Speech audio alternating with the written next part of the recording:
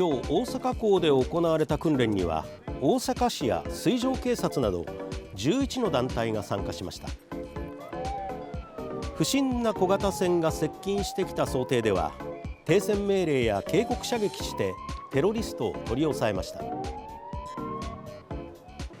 また時限式の発火物が爆発した状況を想定して船の消火や救助など本番さながらに取り組んでいました。今回の訓練を通して、各機関の